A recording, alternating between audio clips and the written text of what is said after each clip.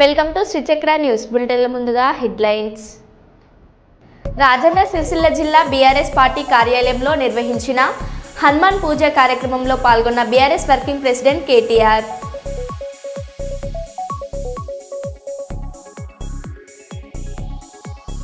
శ్మశాన వాటికలో నిర్మాణాలు తొలగించకపోతే తామే స్వయంగా కూలగొడతామని ఈటెల రాజేందర్ హెచ్చరించడంతో తెగివచ్చిన ప్రభుత్వం.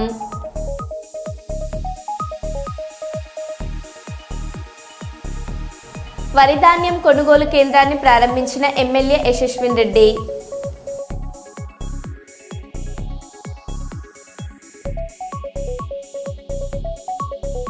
మహిళలకు పండ్లు కూరగాయలు పంపిణీ చేసిన డాక్టర్ శంకర్ శర్మ.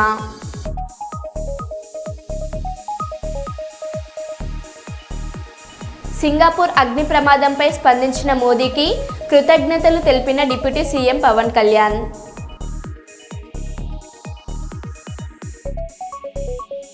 భారత కమ్యూనిస్టు పార్టీ ఆధ్వర్యంలో ప్రజలపై నిత్యావసర సరుకులు అధిక ధరలు పెంచినందుకు నిరసన.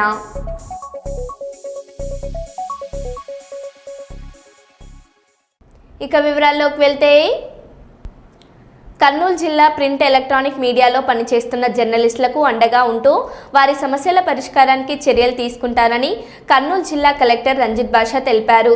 ఈరోజు కర్నూలు కలెక్టర్ కార్యాలయంలోని కలెక్టర్ ఛాంబర్లో సీఎం సహాయ నిధి కింద వచ్చిన 23,420 చెక్కును సీనియర్ జర్నలిస్టు వారణాసి ప్రసాద్కు అందజేశారు. ఈ సందర్భంగా సీనియర్ జర్నలిస్ట్ మిసాల రామస్వామి మాట్లాడుతూ, ఈ మధ్య కాలంలో అనారోగ్యం కారణంగా ఓవైపు జర్నలిస్టులు మృతి చెందుతున్నారని, మరోవైపు ఆపరేషన్లు చేయించుకొని బయటపడుతున్నారని, రాష్ట్ర ప్రభుత్వం జర్నలిస్టుల హెల్త్ కార్డు అన్ని ప్రైవేట్ హాస్పిటల్లో వర్తింప అయ్యేలా చూడాలని కోరారు. సీఎం సహాయ నిధి కింద 23,420 ఇవ్వడం ఏపీ సీఎం చంద్రబాబుకు, మంత్రి టీజీ భరత్కు, జిల్లా కలెక్టర్ రంజిత్ బాషాకు కృతజ్ఞతలు తెలిపారు. భవిష్యత్తులో జర్నలిస్టులు పెట్టుకున్న బిల్లులను 100% మంజూరు చేయాలని కోరారు.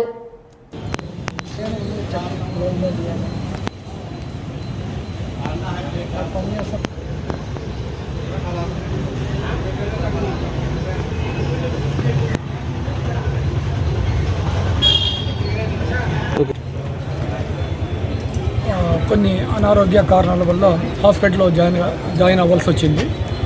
తర్వాత నేను టీజీ భరత్ గారిని కలిశాను. సీఎం రిలీఫ్ ఫండ్ కింద అప్లై చేశాము. అది వచ్చేసి మనము 45,000 రూపాయలకు గాను మనకి సీఎం రిలీఫ్ ఫండ్ ద్వారా 23,000 వచ్చింది. టీజీ భరత్ గారికి, కలెక్టర్ గారికి నా ధన్యవాదాలు.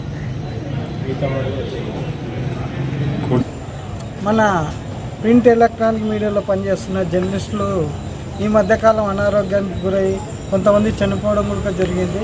అయితే డిసెంబర్ వరకు హెల్త్ కార్డు పనిచేయనందువల్ల మన వరప్రసాద్ గారు తన సొంత ఖర్చులతో ఆరోగ్యం చూపించుకున్నారు. అయితే మేము ముఖ్యంగా తెలియజేయడం ఏమంటే, జర్నలిస్టులు పనిచేస్తున్నారు కానీ వాళ్ళ పట్ల ఆరోగ్యం పట్ల ప్రభుత్వము కొంత అలసత్వం ఉందని చెప్పేసి కనబడుతుంది. అయితే హెల్త్ కార్డ్ అయితే ఖచ్చితంగా అన్ని ప్రైవేట్ హాస్పిటల్లోకి వర్తింపేలాగా చర్యలు తీసుకోవాల్సిన బాధ్యత ఉంది. అయితే జర్నలిస్టులు ఏదైతే అనారోగ్యం గురయ్యి ప్రైవేట్ హాస్పిటల్లో చూపించుకుంటే వాళ్ళకి అయ్యే ఖర్చులు మొత్తం అంతా ఇచ్చే విధంగా ప్రభుత్వం చర్యలు తీసుకోవాలని చెప్పేసి తెలియజేస్తున్నాము.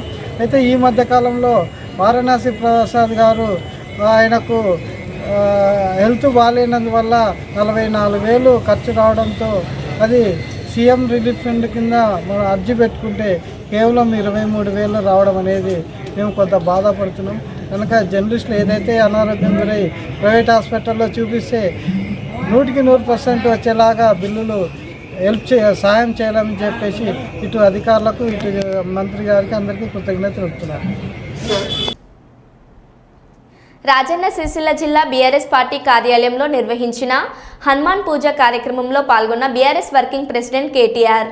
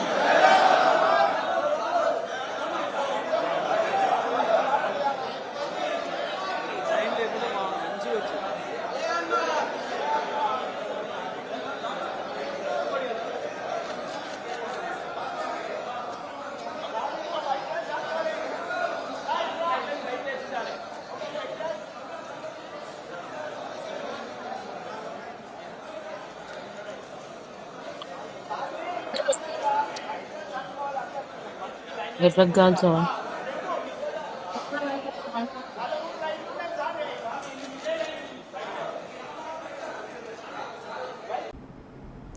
అదోనిలో ఎమ్మెల్యే అనుచరుల దౌర్జన్యం. లారీ ఓనర్లు ఎమ్మెల్యేకు కప్పం కట్టాలంటూ హుకుం ఎమ్మెల్యేకు మామూలు చెల్లించకపోతే వాహనాలు తిరిగివ్వమంటూ హెచ్చరికలు జారీ చేస్తున్న ఎమ్మెల్యే అనుచరులు. అర్ధరాత్రి వాహనాలు నిలిపి బెదిరింపులకు దిగుతున్న వైనం.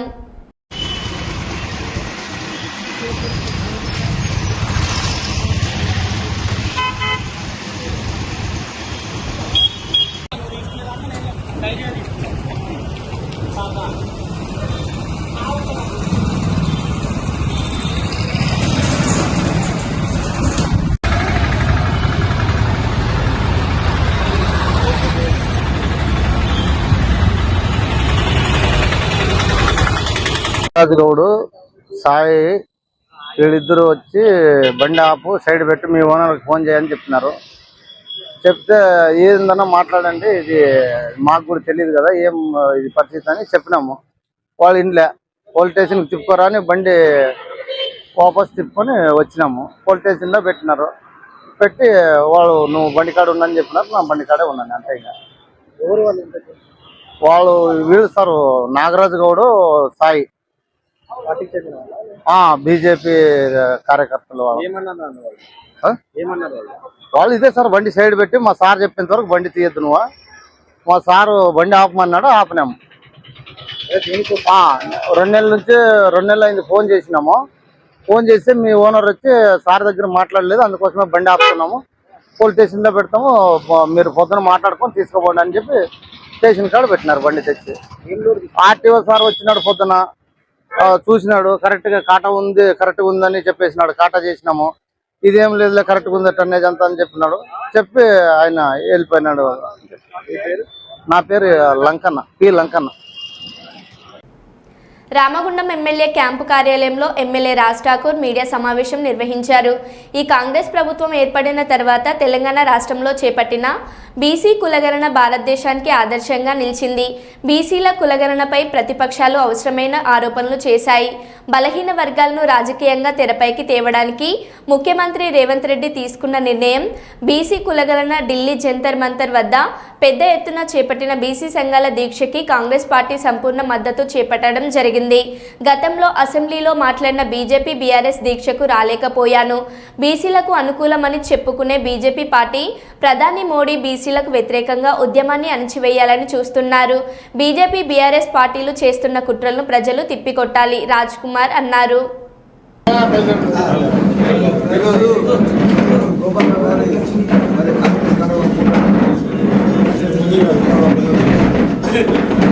Welcome back.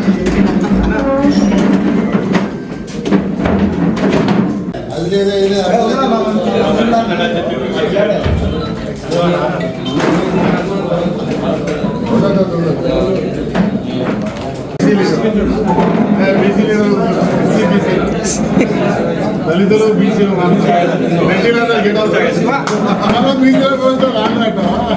రాష్ట్రంలో రాష్ట్ర ముఖ్యమంత్రి బీసీ కులగణన చేసి అసెంబ్లీ తీర్మానం చేసి 42% సామాజికంగా, విద్యాపరంగా, ఆర్థికంగా, రాజకీయంగా అన్ని రకాల రిజర్వేషన్లు కల్పించాలన్న సంకల్పంతో భారతదేశానికే ఆదర్శంగా ఈ రాష్ట్రం నిలిచింది. ఉత్తమ్ కుమార్ రెడ్డి గారు, శ్రీధర్ బాబు గారు, పొన్న ప్రభాకర్ గారు, సురేఖ గారు, సీతక్క గారు తదితరుల కమిటీ వేసి 1 కాదు 2 సార్లు కులగణన జరిపి చాలా స్పష్టమైన వైఖరితో ఇక్కడ తీర్మానం చేయడమే కాకుండా ఇక్కడ నుంచి చలో ఢిల్లీ బీసీ సంఘ నాయకులతో 50 మంది మేధావులతో కలిసి జంతర్ మంతర్లో వేలాది మందితో కార్యక్రమం చేసి ఒక ముఖ్యమంత్రిగా అక్కడ కూర్చొని సుమారుగా భారతదేశంలో ఉన్న 70 మంది ఆర్థికంగా, రాజకీయంగా, విద్యాపరంగా, ఉద్యోగపరంగా ప్రత్యేక రిజర్వేషన్ కల్పించాలి, వాళ్ళకి ఉన్నతమైన స్థానం రావాలి, అవసరం అనుకుంటే నేను త్యాగం చేయడానికి సిద్ధం, ఇలా భారతదేశం అంతా తెలంగాణ వైపు చూస్తుంది. అన్ని రాష్ట్రాల్లో అందరు కదలి ముందుకు రాండి అని ఒక ఉద్యమాన్ని ప్రారంభించి ఇవాళ మాయ మాటలు చెబుతూ అసెంబ్లీలో కూడా బీజేపీ టీఆర్ఎస్ మేము మద్దతుని ఢిల్లీ పోరాటానికి రాకుండా ఢిల్లీకి వెళ్ళి బీసీలకు వ్యతిరేకంగా కుట్రలు పన్నుతూ ఇవాళ భారతదేశంలో దాదాపు 3వసారి అధికారం నుండి బీసీ అని చెప్పుకునే స్వయంగా మోడీ ఇలా బీసీలకు పూర్తిగా వ్యతిరేకంగా ఒక దీనిని ఒత్తివేసే కార్యక్రమాన్ని చేస్తూ తిరిగి ఇలా ఉద్యమాన్ని మొదలుపెట్టినాం. గౌరవ రాహుల్ గాంధీ గారిని, సోనియా గాంధీ గారిని, కాంగ్రెస్ పార్టీ నాయకులను, ఇతర పార్టీ నాయకులను దేశం వ్యాప్తంగా ఉద్యమం చేయడానికి రేవంత్ రెడ్డి గారి నాయకత్వంలో ముందుకు పోతా ఉన్నాం.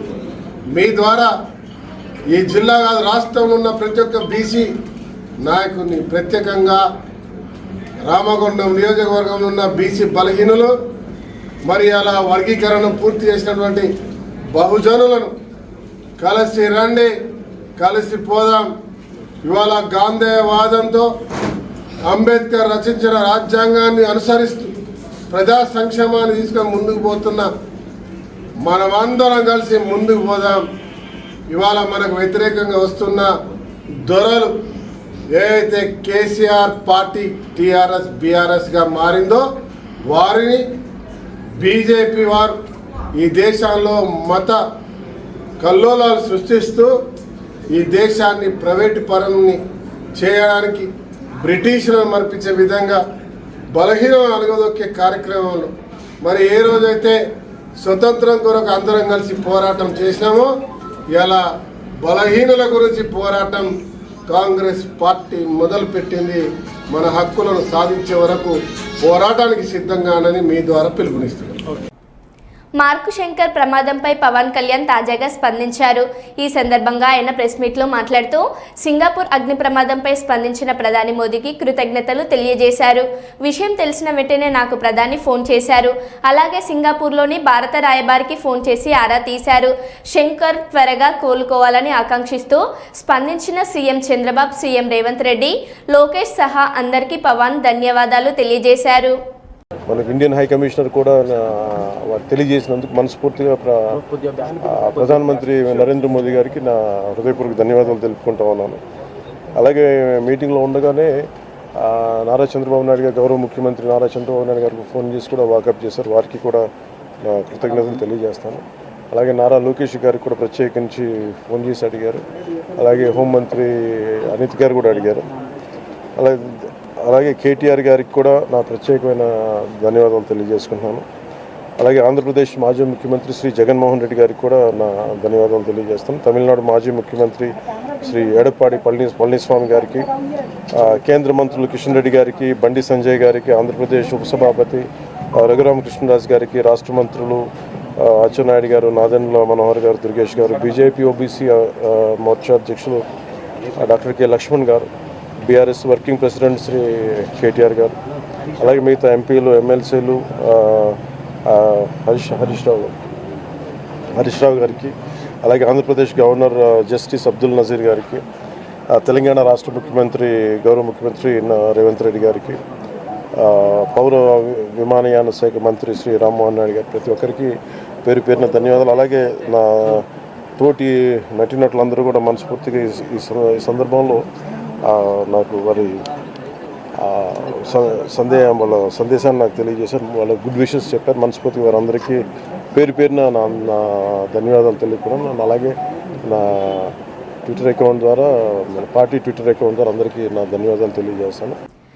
మద్దిశెట్టి అజయ్ బాబుని అక్రమ అరెస్టును ఖండించిన భారతీయ సర్వ సమాజ మహాసింగ్ తెలంగాణ రాష్ట్ర కమిటీ మద్దిశెట్టి అజయ్ బాబును ఈ నెల 5వ తారీఖు శనివారం రాత్రి సుమారు 9 గంటల సమయంలో కమ్మేరుని తమ నివాసంలో ఉండగా మాఫ్టీలో వచ్చినటువంటి పోలీస్ అధికారులు ఎటువంటి నోటీసులు ఇవ్వకుండానే ఎటువంటి వారెంట్ కూడా ఇవ్వకుండా తమ యొక్క కుటుంబ సభ్యులకు కూడా ఇన్ఫర్మేషన్ ఇవ్వకుండా అక్రమంగా అరెస్ట్ చేసి 24 గంటల తర్వాత రెండో రోజు కోర్టుకి సబ్మిట్ చేసి తీవ్రంగా ఖండిస్తున్నారు.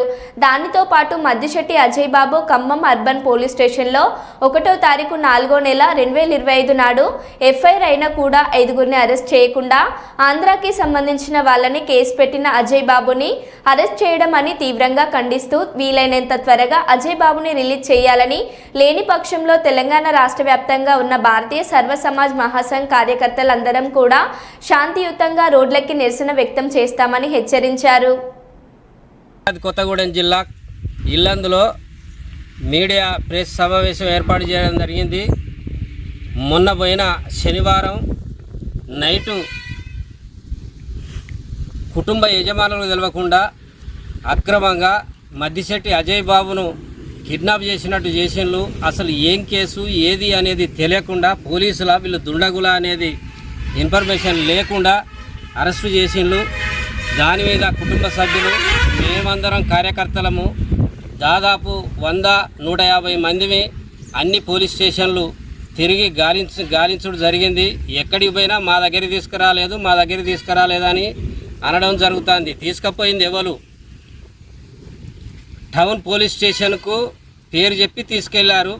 టౌన్ అర్బన్కు పోయి అడిగితే మా దగ్గర తీసుకురాలేదు, మాకు తెలియలేదని వాళ్ళు అన్నారు. అని మళ్ళీ కొద్దిసేపటికి హైదరాబాద్కు తీసుకుపోయారని చెప్పారు. హైదరాబాద్కు పోయి 4-3 పోలీస్ స్టేషన్లో తిరిగితే లాస్ట్కు తుర్కలగూడ పోలీస్ స్టేషన్కు పోయి ధర్నాకు కూడా సిద్ధంగానే కార్యకర్తలమందరం ఏకమైన సంగతి తెలిసిందే. దీని మీద సిఐ గారు మా దగ్గరే ఉన్నాడు అని చెప్పడం జరిగింది. ఇది మొత్తం మీద అక్రమంగా ఇలాంటి జరగకూడదని మేము డిమాండ్ చేస్తాను.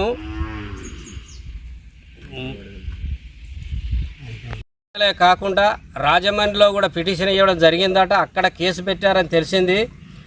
ఆయనకు ఏమైనా జరిగింది అని అంటే ఆంధ్ర తెలంగాణ అనే విభేదాలు లేకుండా రోడ్డుపైకి వచ్చే రోజులు కూడా ముందే ఉన్నాయి.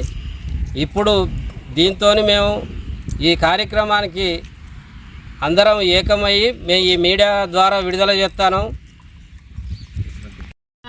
అరెస్ట్ చేయడం జరిగింది. మొన్న శనివారం నైటు అక్రమంగా అరెస్ట్ చేశారు. అక్కడున్న అజయ్ బాబు గారు మహిళ మాకి ఇన్ఫర్మేషన్ ఇవ్వడం జరిగింది. కానీ తను మహిళ అని అక్కడ అన్యాయంగా అరెస్ట్ చేసి అర్ధరాత్రి ఎత్తుకొని వెళ్ళారు. అది పోలీసులా ఇంకెవరా అన్నది తెలియదు. ఆమె ఏడుస్తూ ఉంది. తన భార్య చాలా బాధపడుతూ ఉంటే మేమందరం వెళ్ళి ఓదార్చడం జరిగింది. అది ఎక్కడ ఎవరు తీసుకెళ్లారు? హైదరాబాద్ మొత్తం పోలీస్ స్టేషన్లన్నీ ఎతకటం జరిగింది. ఎతికినా కూడా అక్కడ ఎవరు సరిగ్గా ఇన్ఫర్మేషన్ ఇవ్వలేదు.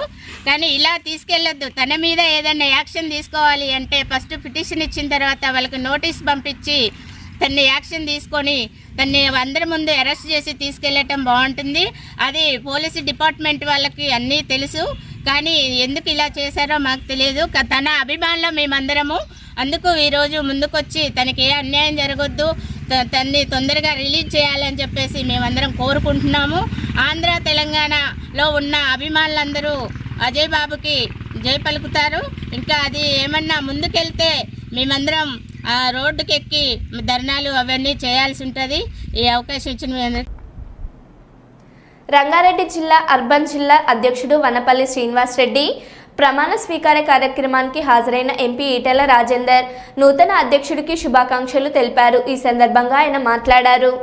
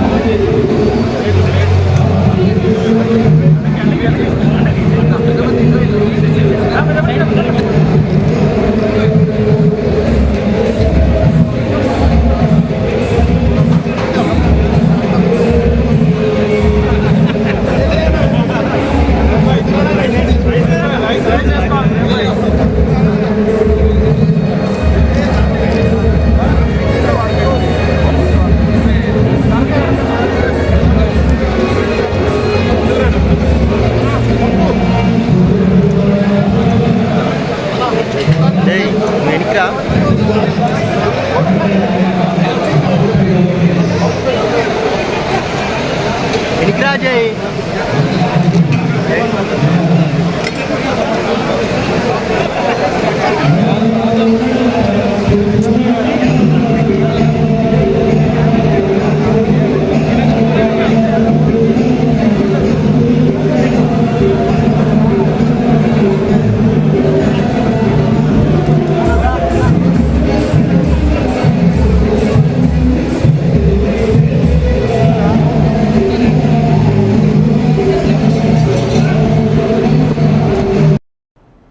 మరో బులెటిన్లో మళ్ళీ కలుద్దాం. Stay tune.